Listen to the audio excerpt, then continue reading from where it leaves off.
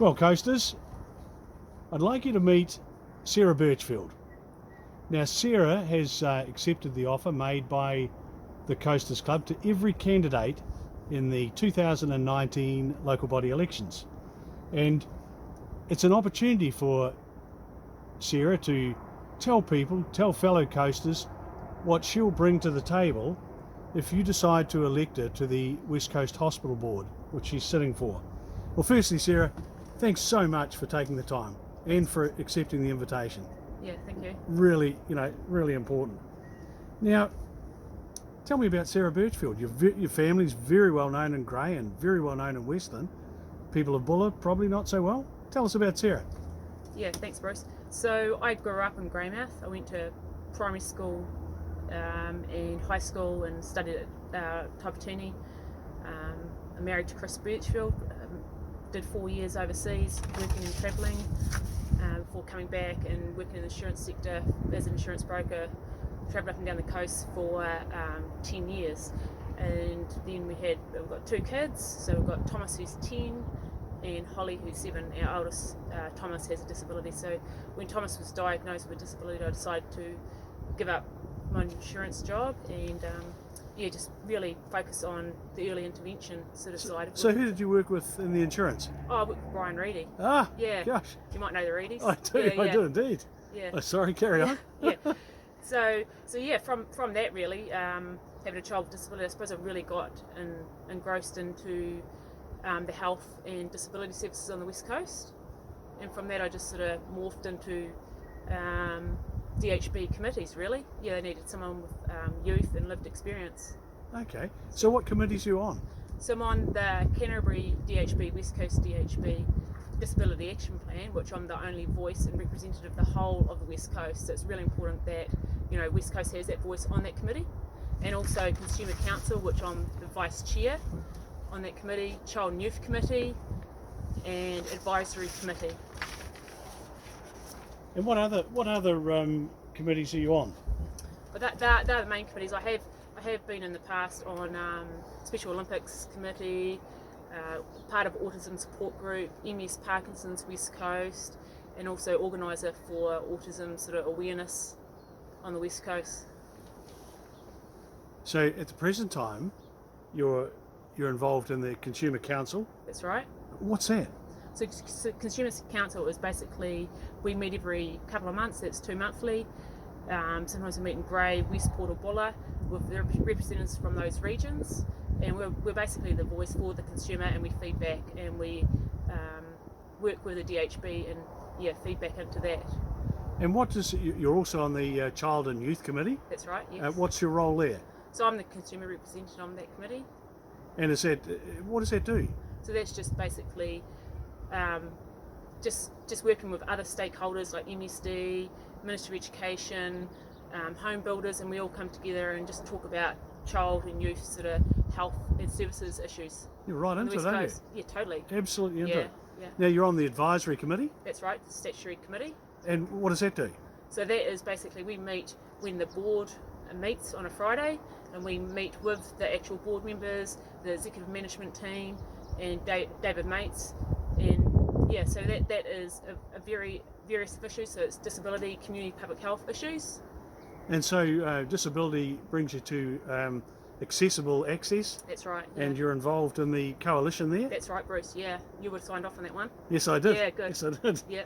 And you're clearly incredibly passionate about the services in relation to health and disability.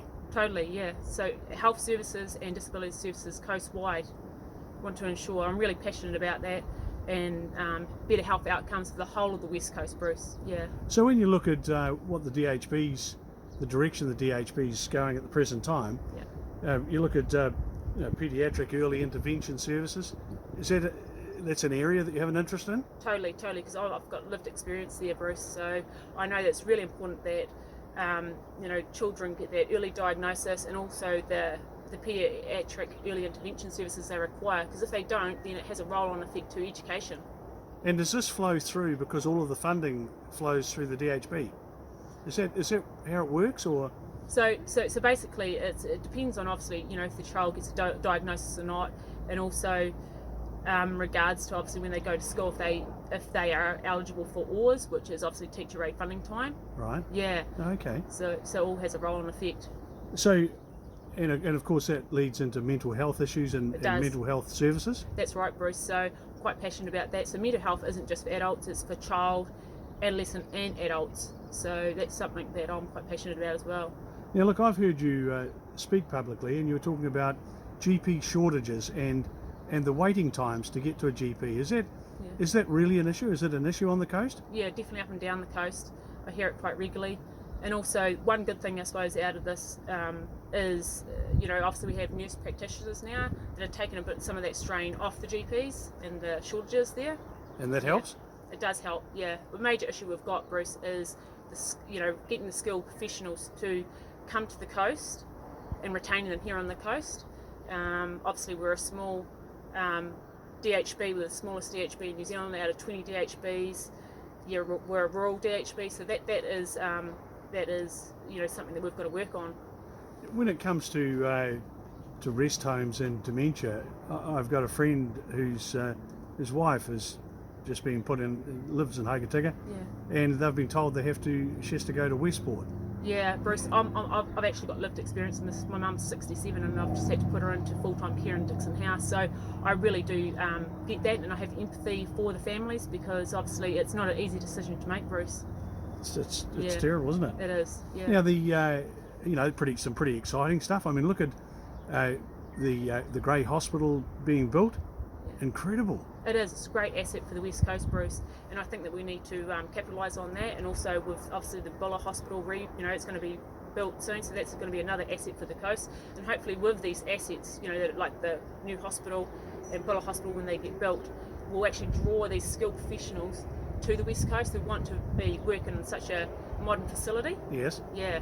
And technology's changing, isn't it? That's right, Bruce. So telehealth is a huge thing on the coast. Obviously, we have that Transalpine connection with the Canterbury DHB, and that's good for those rural communities up and down the coast. Obviously, it's real time to get those skilled professionals within, obviously, so then patients don't have to travel to Christchurch all the time. So, Sarah, you called it telehealth. What's telehealth? Oh, so that's just basically modern technology, Bruce. So you can have Skype and that's the one. So you've basically you might have a paediatrician in Christchurch or a paediatric dietitian in Christchurch, and they can actually real time, with issues in front of you, maybe at the West Coast DHB here.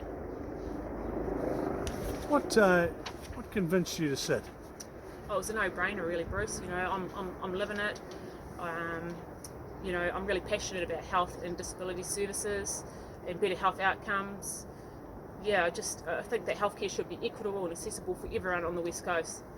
And we've talked about the experience you bring to the table, and it's actually quite extensive, but from a very practical point of view. Yeah. I have the knowledge, the skills, Bruce, and I just think I'd be a great asset to that boardroom table.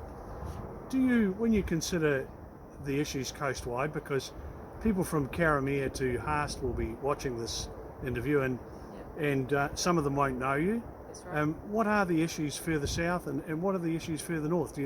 Are you aware of the issues that they have?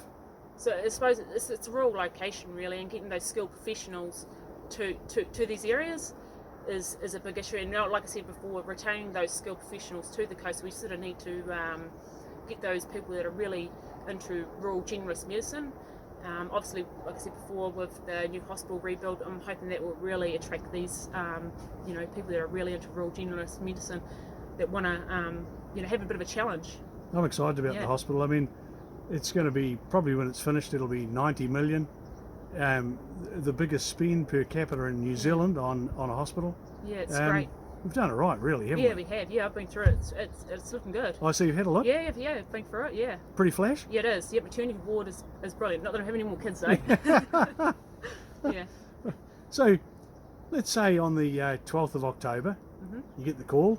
You might read it online, or you get the call and they say, Sarah, for good or for bad, you're round the table and you've been elected. What's your first thoughts going to be? What will you be looking to focus on? Yeah, so I want to bring a fresh perspective. Obviously, I've got I'm a young person, so I've got the lived experience I want to obviously be a voice for those that are vulnerable, so the ones with a disability and also the aged care people that don't really. I want to make sure that their voices are heard around the table, Bruce, because that's really, really important to me. Also want to, obviously focus on the core, the strategic stuff, the planning, the funding, the promotion of health services on the West Coast, working obviously with the stakeholders like the PHO, the CPH, just a few examples there, Bruce, yeah. So, in closing this interview, you have an opportunity to tell coasters from Karamea to Haast why they should vote for Sarah Birchfield for the West Coast Hospital Board. For me, it's relatively easy. I can see that you're passionate. Yeah. You've got lots of experience. Yeah. How would you wind it up? I'd just say, if I'm elected, I want to be a voice for the whole of the West Coast, and I'll bring obviously utilise my skills, my lived experience, the skills that I've got from the 4 committees that I'm currently on. I've got a good understanding of the West Coast DHB and governance experience from being on these committees. So it's a no-brainer really. Like the decision-making process. Yeah. Pretty clear to me that you'll hit the ground running. Yeah, well, yeah, and I'll be there. I'll be a voice. I'll be there to advocate and to listen in the decision-making process. Well, coasters, that was Sarah Birchfield. She's sitting for the West Coast Area Health Board. You'll see her name under a B for Birchfield. I guess they're alphabetically listed. They are, Bruce, yeah. Very experienced, practical, hands-on person. Comes from a very, very well-known Coast family. And Sarah, thanks for accepting the offer and the very best of luck. Thank you, Bruce.